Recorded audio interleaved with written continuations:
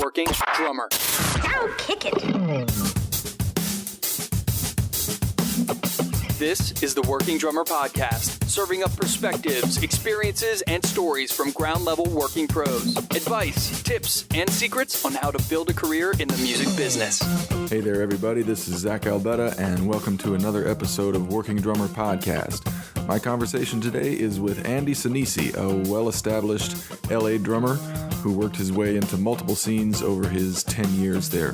From gigs with Afro-Cuban bands to jazz and fusion projects to his current tenure with Missing Persons, Andy has been able to resist the pigeonholing that so frequently happens to LA musicians either by choice or by force, and is all about getting out there and playing, whether it's a national tour or a weekly steady at a little hole in the wall in Santa Monica.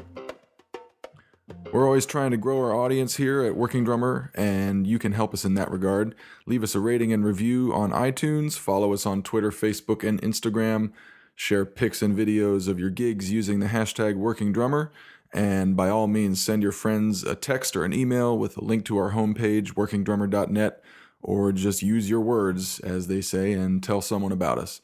We had a good steady increase in listenership in 2016, so thank you for that, and we look forward to even more this year. We all love vintage gear, and I bet you know someone that owns an old Les Paul or maybe a 56 Fender Strat that never leaves the home, and the question is, why do we love this gear? It looks cool, it gives you that warm, handcrafted tone, and often brings a unique vibe to the music. Of course, it has its limitations, and if we're talking drums, we run into problems like its fragility, limited tuning. So where am I going with this? Well, once again, I went back out to KHS America in Mount Juliet, Tennessee to spend some time with some vintage gear. I'm talking about the Sonar Vintage Series kit. I had seen and heard these at Summer NAMM, but now I had a little one-on-one with these beautiful drums. Some specs you should know that make these drums a modern vintage kit. The shells are that hand-selected premium German beech shell with rounded bearing edges. Keep in mind, this comes from the same forest of beechwood trees that were used in the manufacturing of Sonar drums from the 1960s. The recreated teardrop lugs are a big deal. They look and feel just like the original, but now it has Sonar's exclusive tune-safe system. In other words, they stay in tune. There are many beautiful finishes you can choose from, like the Vintage Pearl and my favorite, the Red Oyster. It looks, sounds, and feels like a vintage kit, but maintains the quality and reliability of a modern kit. You could really call this a modern vintage kit. So go to us.sonar.com to learn more about the vintage series and find a dealer near you. We also want to let you know about next week's episode, which is another roundtable discussion led by Matthew Krause, and we're calling this one The Black Drummers of Nashville. Keo Stroud, Hubert Payne, Marcus Finney, Derek Phillips, and Jeremy Robertson talk with Matt about their experiences as black musicians on the Nashville scene and playing with country artists that have almost exclusively white audiences. We're looking forward to presenting this really interesting and enlightening conversation, and we hope you'll catch it. But right now, let's hear from my friend Andy Sanesi. We covered a lot of ground here, and for those of you who appreciate a good cocktail, there's a little something to add to your menu towards the end of this interview. Things are great, man. Just ready for the NAMM madness to start this week. Yes, are you namming? Just going to go see some friends from the East Coast that are going to be in town. So I always look forward to seeing my old New York buddies and, of course, all the industry people. Yeah. That's a good place to start, actually. Talk about NAMM and what there is to do there. And because, I went for a few years, and friends of mine in Atlanta and Kansas City who don't go very often or have never been kind of asked me, like, what do you do there? What's the, so for somebody who's never been, like, just describe that a little bit and what there is for kind of the average musician to accomplish on that weekend. Well, it's definitely a lot of information overload. There's so much to see, so much to look at, and so many people are there. All sorts of people, professionals, amateur, hobbyists, people that maybe ought to be there, people with agendas, people that are just going to see friends, people that are going to see endorsers, and people that are trying to hook up endorsements, that can be some of the more painful kind of encounters to witness when you see people that just walk right up to the rep and ask them, like, hey, I'm interested in an endorsement. It's like, well, you've picked the worst time to do it. Yes, absolutely. So, I mean, I remember, going back, I've been in Los Angeles. It's coming up on 10 years in February. Mm-hmm. And I remember when I first went to the NAMM show, I was just kind of observed and was like, wow, this is pretty much a feeding frenzy in the industry. And it was, it was interesting. And I got to meet a lot of my heroes and people that I've always, admired and so on. And then as time went on, I got a couple of phone numbers and I developed a relationship with a bunch of companies. And after that, you're kind of like in the family, so to speak. And, a lot of musicians love to poo-poo NAMM and say, oh, like I'm not into that at all. It's like, whatever, man. I always have fun when I go. And it's just, great opportunity to thank my endorsers, see my friends. And I don't go every day, but I go a couple of times and I enjoy it. So, right. yeah. That's what it became to me after a few years in LA. I got a couple of endorsements and a couple contacts, and it became, kind of a one-stop shop to say hi to all those people and thank them in person. But I remember the first year I went, I had lived in LA for like 3 months, and I was like, I live in LA now, I'm gonna go to NAMM, and I blocked out 2 days to do it, and I think like by the middle of the second day, I was just exhausted and dejected and realized that I really had no business being there whatsoever. Like there was nothing I could accomplish. I didn't know anybody. So, I tell people, have a specific list of people that you want to say hi to, or absolutely things that you want to do or see. Just, going there and wandering around and seeing who you meet and what happens. It's just death. It's absolute death. Not to mention the ear fatigue is like out of control. It's the worst. You must bring earplugs, kiddies. Okay? Yes, definitely. So 10 years in LA, huh?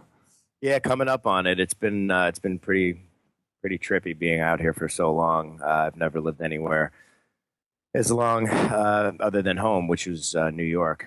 Mm-hmm. So I really do love it here, and I don't plan on leaving. I mean, I got the Pacific Ocean right here. I manage a building right on the beach, so I couldn't be happier. I got a great family, and I'm a lucky guy. Yeah. And so upstate New York is home for you, right? Actually, Long Island. Oh, Long Island. Okay. I talk with Nick Mancini about you all the time, and he mentions that you two both came from New York, and I thought you came from the same neighborhood he did up there, and yeah, he's up near Potsdam, I believe. Right. Yeah, but we met actually on Long Island on a gig when we were both like little children, teenagers, trying to play jazz on Long Island when everyone else was into like hair bands and stuff. So what was your experience like growing up there, and what was your early musical experience like? Well, I mean, I was really fortunate that my dad loved jazz, so he had a really rad record collection, and I rated it constantly. And plus, my sisters were listening to all what was current at the time. I had 2 older sisters, and they were into Zeppelin and The Doors and right. popular music. So I had a good mix of everything. But my dad would definitely put the jazz bug in my ear, and when I could come into my own, Zeppelin was like the gateway to Rush. And right. Then after all that, I started taking some drum lessons with local guys. Actually, one of the first drummers for Twisted Sister, Joey Markowski, may he rest in peace. And then Al Miller, who was like a big band drummer, kind of like in the likes of like a Louis Bellson or a Buddy Rich type. Like all about reading, all about hands and stuff. Mm-hmm. So that was a really great education for me. And then as I got into high school, I started, listening to Tower Power and James Brown and like, more fusiony stuff like Mahavishnu and right. things like that. And I really started getting serious about it like sophomore, junior year of high school, and started going to jazz band competition, won some soloist awards, won a bunch of scholarships. Ended up going to Berkeley for my undergrad. Met a lot of great people there. One of the first people I met was Abe Jr., and he was a force to be reckoned with. He was already kind of like doing incredible stuff. Yeah. Already, but just hearing the stories of him, like, I go to sessions with my dad when I was a kid. It's like, wow, I never did anything like that. He's like, yeah, I know, Vinny and Harvey Mason and Alex Acuna. I'm like, oh, sure, yeah, right, those guys. What's that like? But so it was a pretty, plus and being just an hour outside of the city. I got to go and see some incredible music all the time. I think I saw Dennis Chambers when I was like a junior in high school, and that completely destroyed me. And yeah. So Vinny the next year with Chick Corea at the Blue Note, and that was incredible. And well, I was going to ask you, like, you're really a chameleon of a drummer, and all the different projects I see you doing are, there's some jazz, some fusion, some pop rock. But it's making sense to me that all this stuff was brewing in you from an early age. You had your dad putting the jazz in your ears, and your older sisters with the pop, and then by the time you're in high school, kind of the young man, testosterone kicks in, and you get into the fusion. Yeah, absolutely. That's pretty much how it went. So I mean, the projects that I'm involved in are basically every genre possible, essentially. Yeah. I right after college, I did a record with John Zorn. He was a guest on a record. We were a band in college at Berkeley called Prelapse, and we played a couple of Naked City records in their entirety. The keyboard player, who's a brilliant musical director on Broadway now by the name of Alex Lacamore, he transcribed all of the record along with the bass player Mason Wendell, and we played all the songs, and we did a cafeteria show at Berkeley, and we taped it, and we sent the tape to Zorn, and he was like, "Hey, I got a bunch of material that Naked City never released." He was pretty blown away by the fact that we took the time to learn everything pretty much note for note, napalm clusters and all. Yeah, and he had us come down to New York, and right after college, we all went down there. We did a couple of records with him, Music for Children, and then there was another one, I think, under our own name on Sodic, his old label. And that was my gateway to New York, like playing with one of my all-time heroes at the time, John Zorn. Yeah, and for those who don't know, tell people a little bit about John Zorn and sort of his place in modern jazz. Sure, John Zorn is like basically the ambassador for the downtown art avant-garde scene that was really kind of brewing in the late 80s, early 90s. He also is involved with what's called radical Jewish culture, which is, he's all for like being super proud Jew. Masada is one of his band with Dave Douglas, Greg Cohen, and Joey Barron, and it's right. like total, like incredible old school Jewish beautiful melodies put to this like ravenous, just raging rhythm section of Joey Barron. I mean, they could play the tenderest ballad and then stuff that sounds like Meshuggah almost. Right. I think that's what I know Zorn best for is that group Masada, and I highly recommend people check it out because Joey Barron is just genius, such a monster and a beautiful musical player, and those tunes, a lot of them sound like you said, like modern prog rock with these odd meters and these crazy melodies, but they're traditional Jewish folk songs and religious songs, correct?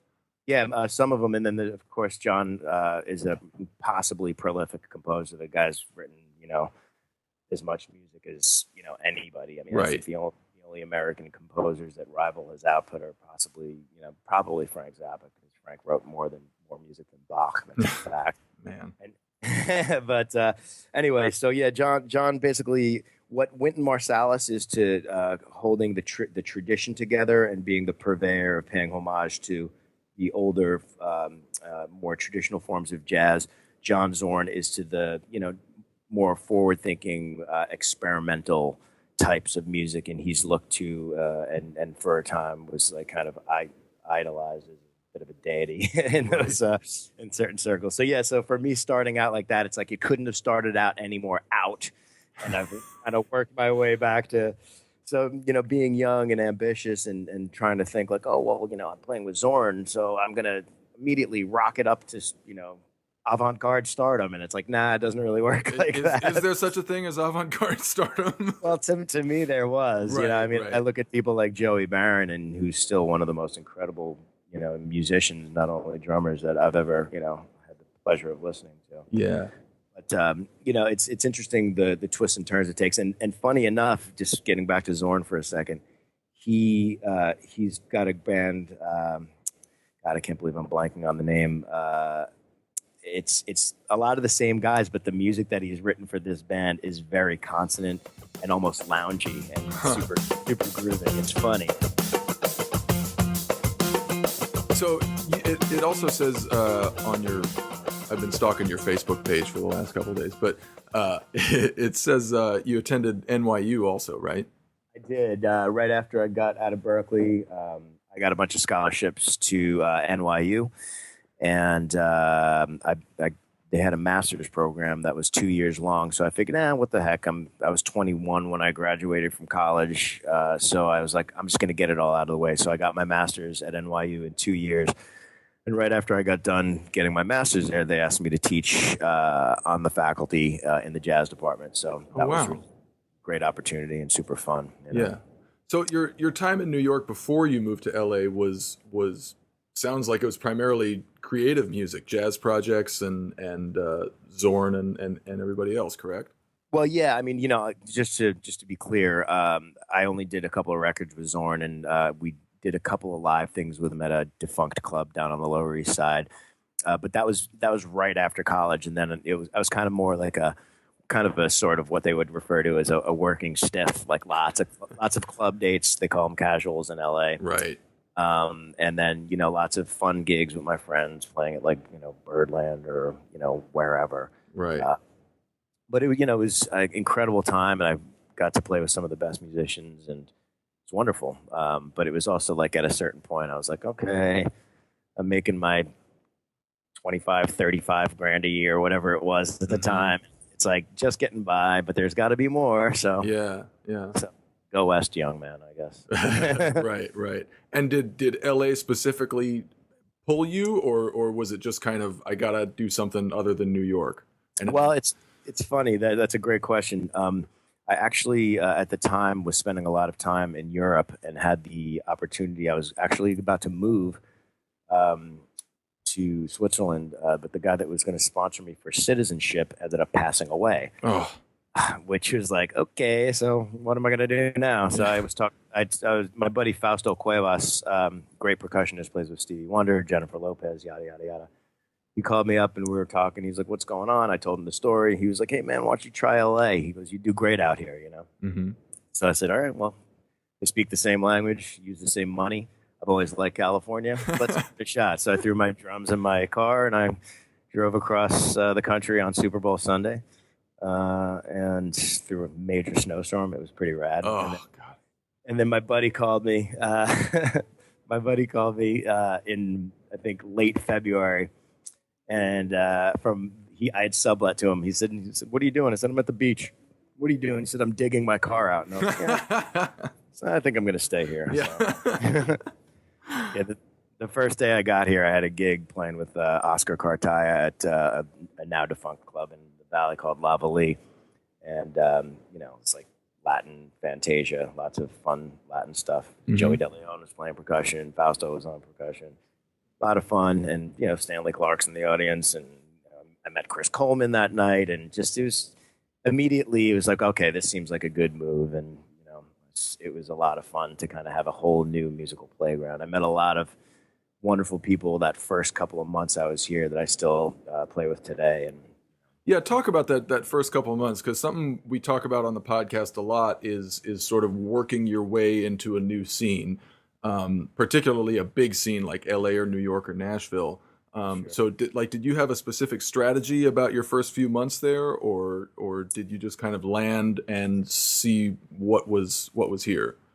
Well, it's funny, I'm a problem because I don't have a scene. My scene is like, I want to play folklore Cuban music with the illest dudes possible, and then I want to play metal, and then I want to play jazz with like the baddest dudes, Right. And I want to play funk with the the guys that have the most I want to just be involved in the most robust musical situation given whatever genre. So normal guys move to town and they go to where they want to hang. Like if you're a jazz dude and you move to LA, you go and you hang at the Whale, or you go and you hang, wherever like the USC kind of crowd is doing Right. their. So I had to cover a lot of territory because stagnation for me is just playing one genre. I mean, I'm not the best at anything, but I'm really good at a lot of stuff. You Right. know? And for me, that's more interesting. Yeah. So when I got to town, when I decided, all right, I'm going to try LA, I called everyone I knew in LA, all the jazz dudes, all my rock buddies, all the studio guys, everyone I could think of, and I just kind of said, look, I'm moving to town. I think it's going to be permanent if it works out. What should I do? Who's the baddest dude on the, like if I want to hire a saxophone player for a jazz gig or a guitar player, like who should I call? So I hit the ground and went in a million different directions, and I'm always very scattered. That's kind of just my nature. Yeah. But so I got here and I just kind of tried to make the rounds and go to the Baked Potato, go to Catalina, go to the Sunset Strip. Just the whole thing, just kind of find out where the studios are, kind of just hang around everywhere, be open to doing anything, reconnecting with old friends that have lived here for many years. That's the best advice I could give anyone moving to a new scene. But man, if I had to do it now, yeah, business is rough. I mean, I work a ton, I think, because I do so many different kinds of music. But if I was just playing one kind of music, I think it would be very difficult for people. To break in now. And you talk about making the rounds and showing your face at all these different places. How frequently and for how long did you have to do that before you felt like you really got some traction? Well, fortunately, a lot of my friends like Fausto hooked me up with gigs immediately. So. I mean, I didn't fall into an incredible, huge gig, but I did a lot of local stuff. And when you do a lot of local stuff, you know how it is. I mean, you've done the same thing yourself, but we're trying to spread the gospel of on the podcast. So I hear you. So instead of me saying, how it is, you try to, you make your little business cards and you try to meet as many like-minded people and tell them that you're here and you're available and all that kind of stuff. But, jam sessions help to a certain degree. But I did that for about, when I wasn't gigging, which was often when I got here. I mean, I maybe had like one or two things a week and sometimes nothing, sometimes 5 things or whatever it is. But, I did that for about 3 months or so, and then it's not as huge a scene as New York. Like in New York, there's 100 places to play. In LA, there's a dozen. Right. So, but yeah, that was about it. So what would you say was kind of your first quote unquote big gig in LA, when you kind of broke out of the local, week to week kind of gigs and got a real job? Well, again, this is early on. I'm very fortunate to have gone to school with Sean Hurley, great bass player. Mm-hmm. And when I told him I was coming to town, he said he might need someone to fill in on a few dates with Vertical Horizon. So I did a bunch of gigs with them. I think I moved here in February of 2007. So I think those gigs were in the summer of 2007, wow. which was really pretty fortunate for me. Yeah. So yeah, we did we did about half a dozen gigs with them. Mm-hmm. And at that point, they were working pretty sporadically, just kind of festivals, casinos, things like that. But that was, great to play those awesome songs that Matt wrote, the singer. But yeah, man, that was like the first one that after I did that, I connected with Sabian. I said I needed some stuff, and someone hooked me up with Chris Stanky from Sabian, and he gave me my first set of cymbals. Mm-hmm. And after that, it kind of snowballed endorsement wise, thankfully. Yeah. And then, so that was the first pop thing that I did, and then I played after that. I did some stuff with some American Idol people, Justin Guarini, the guy that lost to Kelly Clarkson. Right. I think Jamie Tate played with him a little bit too, didn't he? Oh, I'm not sure, but possibly. It's probably the two of you and a few other guys as well. Absolutely. But yeah, after that, it was, I bounced around from a bunch of gigs. And, the other thing is doing those gigs is fun, and it's very interesting. It's like, to see how the other half lives, so to speak. I mean, I had done big pop tours from the East Coast, but, it had been a while. Mm-hmm. But when you move to town and people find out that you can, play, ethnic music, like I do a lot of Latin stuff, Cuban particularly, Puerto mm-hmm. Rican music. when they find out that you can sing coro and play clave and all that stuff, you kind of get sucked into certain scenes. So I kind of got sucked into the Latin scene for a minute, which I'm still happily, engrossed in. Not as a percussionist primarily, but as a like Latin jazz type thing. Right. You kind of get sidetracked because I love doing that stuff so much. I love playing pop music, but I always kind of end up playing more cerebral music or whatever. So as the years went on, I've done more pop stuff. I continue to do so, but fortunately, I have a side project that allows me to do the gigs that I would like to do as opposed to the gigs that I have to do nowadays. Right. So. And talking about getting sucked into a specific scene, I had a similar experience in LA where I kind of got sucked into the swing scene. Again, happily, because I love that music. But I was torn between, I'm getting these gigs playing this kind of music with this crowd. Should I put more energy into pursuing more of that, or should I, should I save some time and energy to go, dig some trenches in some other areas? Is that something you ever struggled with? Yeah, not really. I just kind of made myself like water, as Bruce Lee would say. Just kind of mold to your environment and do whatever wherever the current takes you. Because ultimately, this conversation that we're having, no matter where it goes, is fine. You know what I mean? I don't have any agenda, nor do you. We're just trying to, get some. Oh, I have a big agenda. I want to get tears out of you, man. I want to hear confessions. Good luck. I feel nothing anymore. But yeah, so ultimately, I enjoy the ride as much as I can, and I think for me, that's what it's about. I'm a proud papa. I'm all about my little girl, and I've become more of a family man. I kind of don't like traveling as much unless it's worth it, So happy to stay at home and do lots of fun local gigs. Yeah. And then, occasionally I'll do travel dates with either Johnny Rivers, Mr. Secret Agent Man himself, or sometimes the last long tour I did was with Nick Hexum from 311. He had a little side project a couple of years ago. We went out for a couple of weeks with that. But it's got to be worth it. Now my main bread and butter is Missing Persons, which is a crazy thing to think about for me, that I'm sitting in Terry's old seat. Yeah. So talk about Missing Persons, and not only how you came to cross paths with that band, but just, a little bit about the history of that band in 80s pop, and Bozzio and that band's connection to Zappa and go. Go. So yeah, Missing Persons came along onto the scene in the early 80s. Their seeds were planted by Terry Bozzio, Warren Cucurullo, and Dale Bozzio, along with Patrick O'Hearn and Chuck Wild, the Wild Men.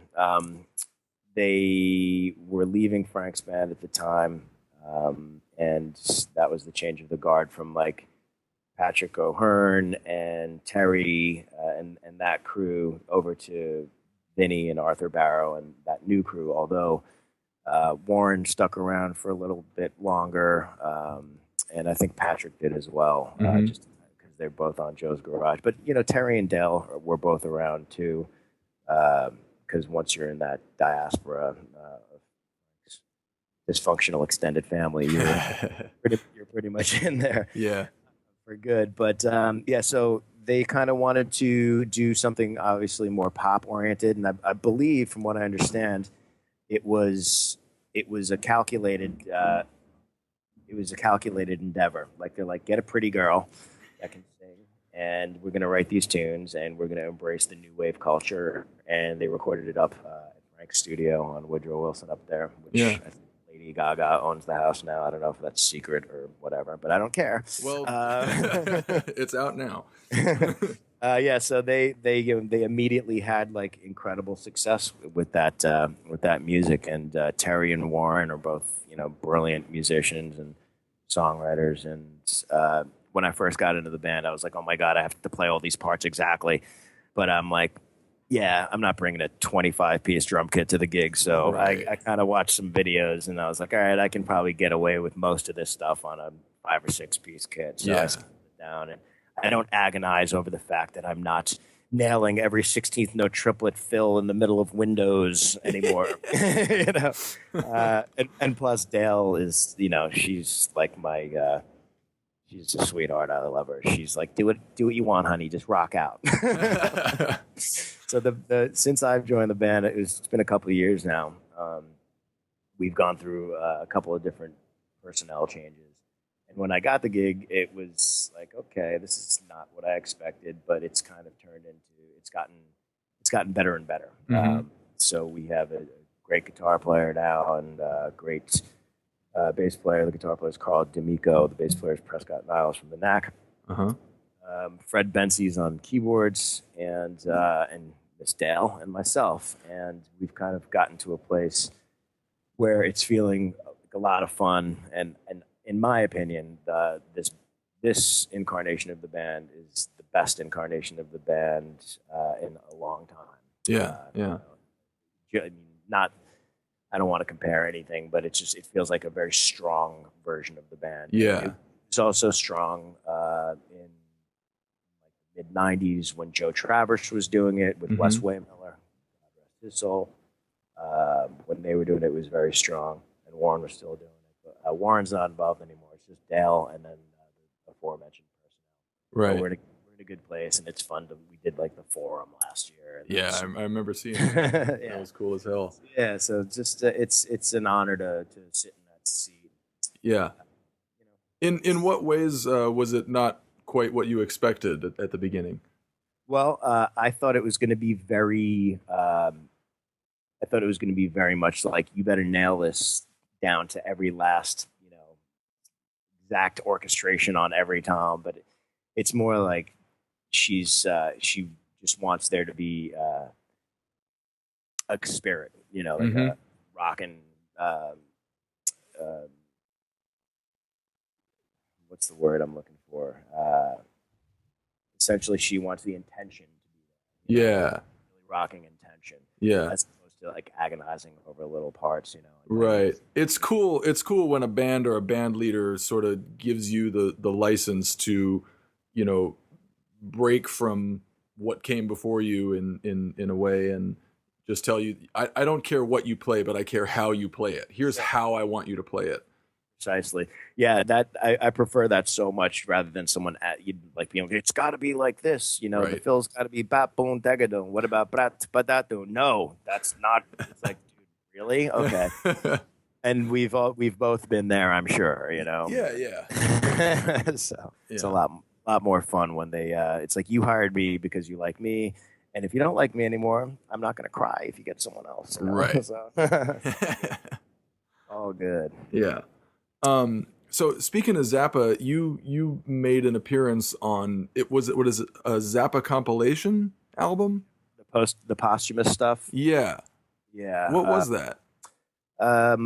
Well, at that time, I was very involved with the family in general, and I was around a lot. Mm-hmm. And Joe was up there. Joe Travers was up there doing a lot of production. And he asked me if I wanted to play on a couple of tracks for some upcoming posthumous releases where they would get people that were involved, like Beverly D'Angelo and Holland Greco, and just kind of various people that were in that world, the Zappa world. However, they were affiliated.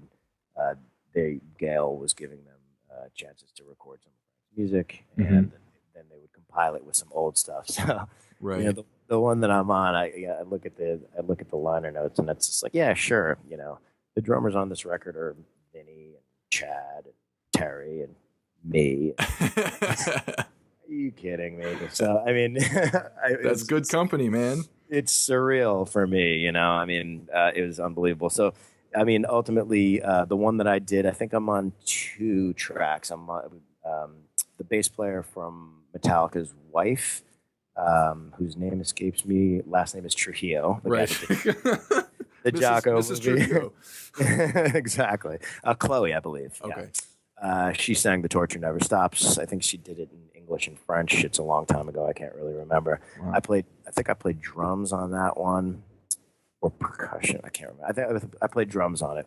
And then I did the one that I like the most that I did was the me and Holland Greco, who is the daughter of a studio musician in LA for many years. She did a version of Take Your Clothes Off When You Dance, and it's just me playing brushes with these it's just brushes, kick, snare, and the hi-hats that I'm using are like cheesy toy cymbals that I would go to Guitar Center and be like, you got any of those crap cymbals that on the kiddie kits that you can sell me? I was like, well, they're part of the kids kit. I'm like, I beg these guys to sell me these garbage ass cymbals. And they're like, why do you want those? I'm like, because I'm an idiot. It's like, I like the way they sound, man. F off, you know? Right. So anyway, so I finally kind of rammed that through and got those cymbals on. So if you listen to the version of Take Your Clothes Off When You Dance that we do, those hi-hat splash, that's like exactly what I was looking for. And Joe did a great job producing it, and Holland sings her butt off, and it's a cute little track. So. And what is the name of that project again? That whole album?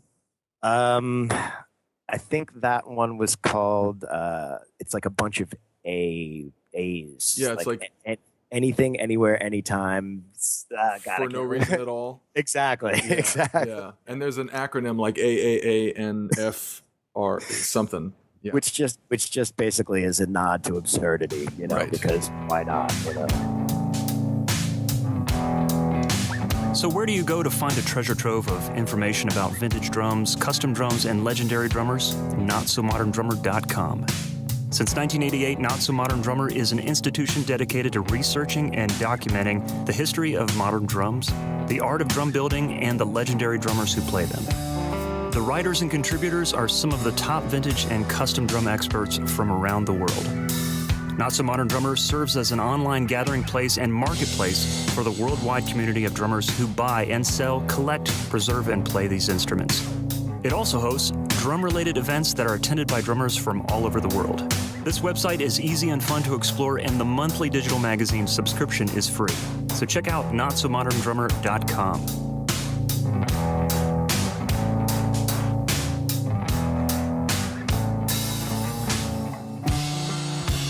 Speaking of cymbals, something that I always think about when I think of you is your cymbal setup. At least the one I saw you using with Nick Mancini. I went up to your kit and like they were Sabian cymbals. I could still see the logo on them, but they looked fucked, man. They looked. I think I asked you. I was like, did you take a belt sander to a brand new Sabian cymbal? And you were like, yeah, that's basically what I did.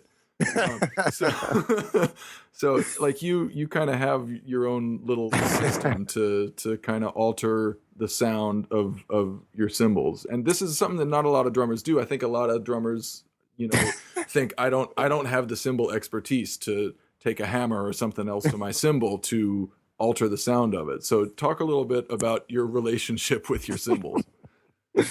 Well, it's very special. When I got to town, I am really interested in the construction of drums and cymbal making and things like that, just because I'm a nerd and all. But I was sent in the direction of a gentleman by the name of Matt Bettis, who is a cymbalsmith that lived up in Simi Valley, still lives in Simi Valley, although he's been on the road kind of in perpetuity over the last few years. But went up to his place, and he's got a circular vertical lathe, which is what they use to kind of cut the lines into the cymbals with an awl and a lever. Right. He's got a whole setup, and I get up there and he like turns towards me, and he looks like he's standing between two bales of metal hay, which is basically when cymbals spinning at a rapid velocity and he's shaving off layers of the cymbal, it spools off and like lands in these giant piles, and it looks like Easter hay or right. But metallic. So I'm like, this guy is rad. So he showed me a few of his cymbals that he made, which he makes excellent cymbals. And I said, man, I've been looking for you forever. Mm-hmm. And so he actually let me do it myself. He's like, you want to try? And I'm like, yup.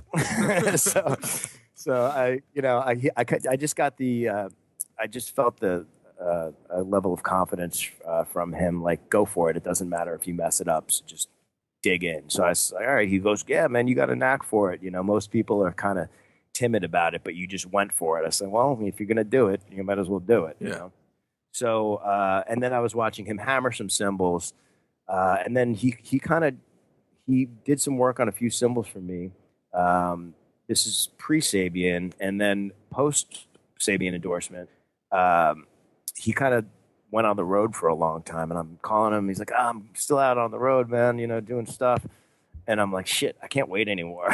So I was like, I'm not going to I looked into buying a circular lathe, and it's like way too expensive. And I kind of did a little research on that. So I was like, maybe I'll just try hammering my cymbals. So I kind of looked at his setup. He had like a stump of a wood and a circular metallic, like a kind of a cylindrical metallic. Like an anvil, basically, right? It's sort of, yeah. Like a circular anvil with a curved top that he would kind of put the cymbal on. And I was watching his technique as he hammered it. He let me take a couple of swings at it. So basically what I did is I just took what he showed me and adapted it to my crude environment where my drums are and my cymbals are. And I just started kind of gently going for it.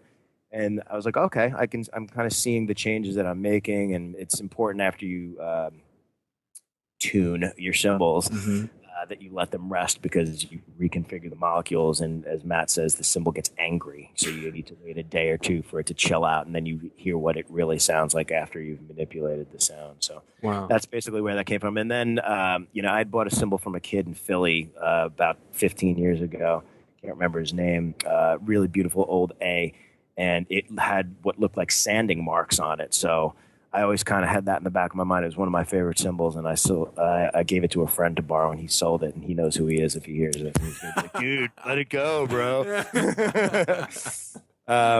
Anyway, so I always kept that in the back of my mind. So I would hammer the cymbals, and then I took basically a power sander, which is you can affix to the end of a drill bit. It's like a circular, like basically it looks like metal. Like a metal brush that spins rapidly, and I kind of just started to approximate the sanding with that, and I kind of got a technique that I by no means trademark, but that's what I do, and that's how I get the sound of my current cymbal setup. And the funny thing is the moral of the story is 2 or 3 NAMMs ago, I played at the Sabian 30-year anniversary event. It was me and Tim LaFave from Derek Trucks as well. Love him. Me too. Good buddy. And Bryan Charette, great organist who's love him too. Yeah, we're doing a record next week with Doug Webb, and nice. Gonna do some stuff. I'm actually playing percussion on a gig where Danny Carey's playing drums. How many drummers get to do that? Yeah, man. Anyway, so we're playing the Sabian event, and Robert Zildjian, the old man, was still alive at that point. And the ride cymbal that I had, an artisan ride that I had, done my thing to, he was coming up to speak, and he goes, "What the hell ride cymbal is that?" I go, "It's one of the best ones you ever made." And then I messed with it a little. He goes, "That thing sounds incredible." So I was like, "Okay, thanks, man." So I guess it worked out. Yeah. So what does that kind of sanding on the surface do to the sound as opposed to hammering? Well, the hammering can do a bunch of different things. You can change the sound of the cymbal. You can make it. You got to be careful, because you can make it sound more China-ish, or you could make it sound a little too washy, or you could make it sound drier by hammering it in different regions. But you kind of have to just experiment, and each cymbal is sort of unique. There are certain things, like if you hammer it a shit ton towards the edges, it's going to make it wash out and be it's just going to be too washy and like not a lot of stick definition. I've ruined a few cymbals. Let's be honest. And then I'm like, I wonder how hard, I guess that was too hard. Sorry. But I don't do it as I've kind of honed it down to, I kind of know what I'm doing now. I'm by no means a cymbal smith, but I've got it. And it seems like the sanding thing just sort of trashes things up, right? Okay. Yeah. I skipped that. To me, the sanding, essentially what that seems to do for me is kind of just, depending on the cymbal, it seems to just kind of mellow it out a little bit. I mean, I don't know if I'm talking out of my ass or not, but I mean, I basically like I feel like it kind of mellows the cymbal a little bit. I could be wrong. But Yeah. And that I noticed that too. Like the attack kind of rounds out a little bit more, and there's not, the overtones even out. Not, they don't have weird overtones that jump out. It's kind of a much more complex, tightly packed sort of group of overtones. Pseudo compressed, if you will. Yeah. Well, I wanted to talk about a couple of the other projects that you do in LA. One of them is your trio Tuesday night gig at Trip. Yeah. In Santa Monica. Talk about that's been going on for years now, right? Coming up on 3 years. Yeah, Julian Coriel and Joe Bag and myself. Basically, Julian and I met again right when I moved to town. I didn't know him when he was in New York. Funny enough, we just never crossed paths, but we've become like brothers since I moved here. And that's an organ trio with Julian on guitar. Yeah, and vocals as well. And cool. And Joe Bag playing the organ. So it started out me and Julian just talking and being like, man, not a lot of steadies going on. In New York, it's like you can rely on Village Vanguard Band Monday nights at the Vanguard, Mike Stern every Monday and Wednesday, Wayne Krantz every Thursday. Like there's all these things that every night. Right. And plus, being of the jazz ilk, primarily, I would have to say at this point, there's not really any denying it. You want to play as much as you can. Mm-hmm. It's not just like, oh, I want to, go and do a show or what. It's like, no, man, this is your life and you need to play. As it's like, I need to play as much as possible. So we're like, let's just get a gig at some dive. No offense to Trip there. We use that term lovingly. Yeah, indeed. I mean, it's like the 55 bar in New York is the epitome, But, so it's just like, let's just find somewhere locally. He lives on the west side, too. He lives in Venice. I live in Santa Monica. And I was just like, man, let's just find a place on an off night and just do it. So, we've been doing that gig. We haven't missed a Tuesday in 3 years. Not the same personnel, obviously. He has to go out with Alanis or, his dad's group. What I love about that is that, rather than just sort of get together every Tuesday and blow through some tunes and whatever, I don't know if it's every week, but it's pretty frequently that you kind of devise a theme for that Tuesday. And it's not necessarily a tribute show to somebody, but like talk about the various themes that you've had on some of those Tuesdays. Man, if you saw the list, it's Julian sent out an email to Joe and I about 6 months ago, like, yeah, man, just take a look at what we've done so far. And I kept scrolling. And just, damn. I mean, we got this idea like, let's just kind of do an album side every week just for fun. So we started out easy with stuff that we wouldn't have to do, lift a finger of work to do. Let's do Kind of Blue. It's like, we don't know that like the back of our hand. Right. Every one of our friends can sing all of Miles's solos. And, so we started out easy. We do stuff like that. And then, gradually it's like, let's do some pop stuff or some old school stuff. So we did some Beatles stuff. And then we started going a little bit off the deep end. It was like, all right, Joe's not going to be here next week. Let's do Van Halen. So, because Julian's tastes are as eclectic as mine, as are Joe's. But I mean, some music lends itself more towards, the rock power trio. So right. We've done some really, obscure stuff. And then at a certain point, we started doing these pseudo tributes, about 2 years ago. We did a Bowie tribute, then we did a Prince tribute. And then this was, while they were both still alive.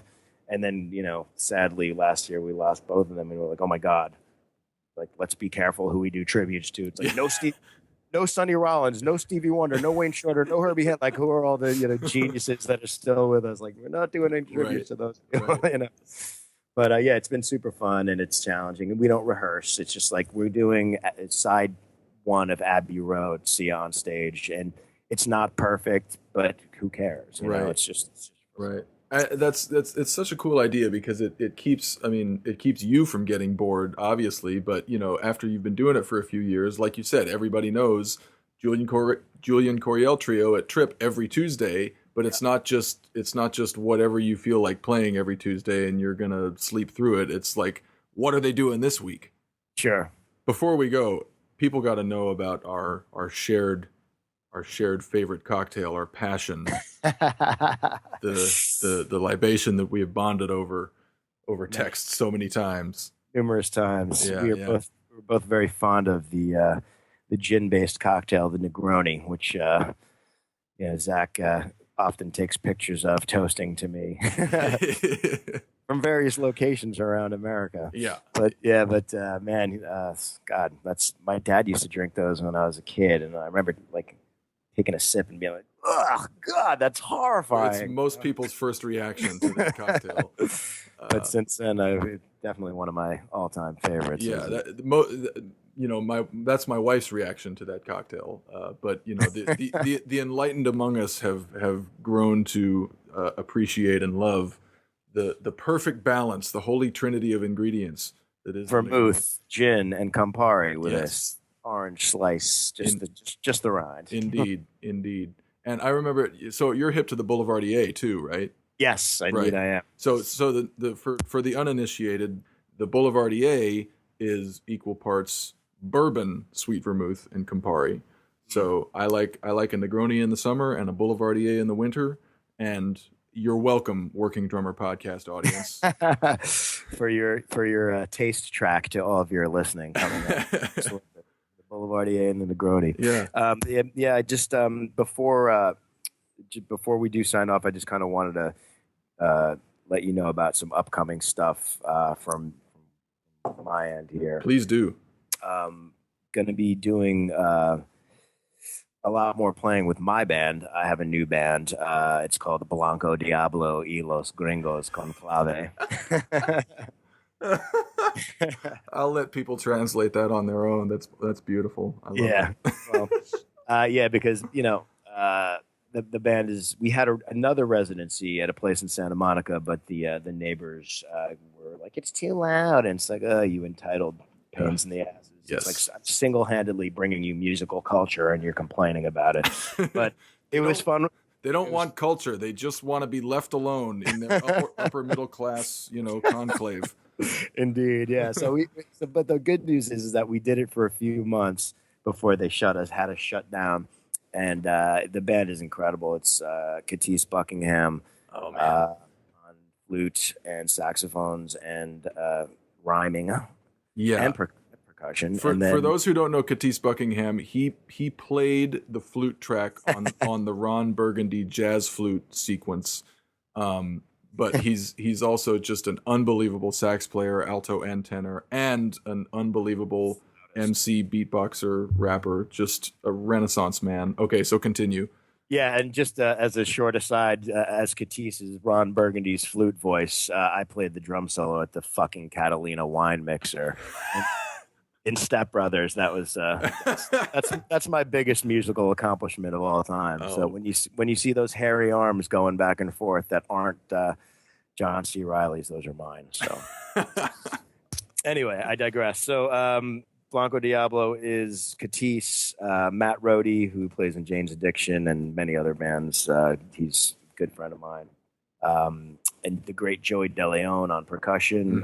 And when Joey can't make it because he's often on the road with Pancho Sanchez, Christian Moraga does it. And my buddy Dave Goodwin, great bass player, great friend, plays bass, and myself on percussion, drums, and vocals. And it's primarily Latin-based stuff. Obviously, by the name, you can figure that out. Yeah. But we do play a wide variety of stuff. But it's mostly Cuban, Puerto Rican stuff, some Afrobeat, and then I've been incorporating more and more electronics, which is again my very cool schizophrenic self. It's like every possible genre at all times. Right. But so that's we've been since we stopped doing that local gig, we've been playing at Kanya downtown in LA, and gonna try to book some other stuff, but very excited about that. And doing this trio record with Doug Webb and Bryan Charette next week. Just got done playing percussion on a record. My friend Kevin Koska, great composer. He's basically, I always tell people, he's the heir to John Williams' throne. And, he's incredible. The guy can write music on a level that I've not heard many people under 60 years old. Yeah. And just going back for a second, Bryan Charette is a New York-based B3 organist. And his name came up when I interviewed Nick Mancini, a few episodes ago. You and Nick and Bryan did a great trio record together a couple years ago called Impulse. That's fun. So yeah, people should definitely check that out, and whatever else Bryan's got coming up. Bryan's incredible. When people ask Joey DeFrancesco who his favorite organ player, he typically says Bryan Charette. Yep. So doesn't really get any higher on the praise train than that. Mm-hmm. So that's going to be fun. And the reason I was bringing up my buddy Kevin is that he just did a big band record that I played percussion on, and Harvey Mason played drums on. Oh, right. I saw you were posting some videos from the studio of that. Man, that's so cool. It was, yeah. I mean, just seeing Harvey track was, I was in awe of the whole time. And then he's the nicest guy in the world, and he's the coolest guy. And I'm like, dude, tell me about the session with Jocko 4 a.m. and what was it like? And he's like, all right, kid, beat it. He was sweet. He answered every question. It sounds great, man. The number of things that you've got your hands in, and the variety that you get to kind of work across, I think is the envy of many drummers, and should be. Exactly. There you go. Thanks to my buddy Andy Sanesi for sharing his thoughts and experiences with us. Next time you're out at a bar, ask the bartender to make you a Negroni. If they don't know what it is, go to a different bar, because they should.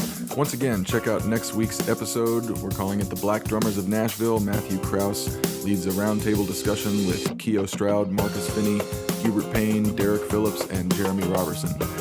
Thanks as always to Mike Jackson for his technical assistance and his constant patience in helping Matt and I work these computer machines. Thanks for listening. Cheers.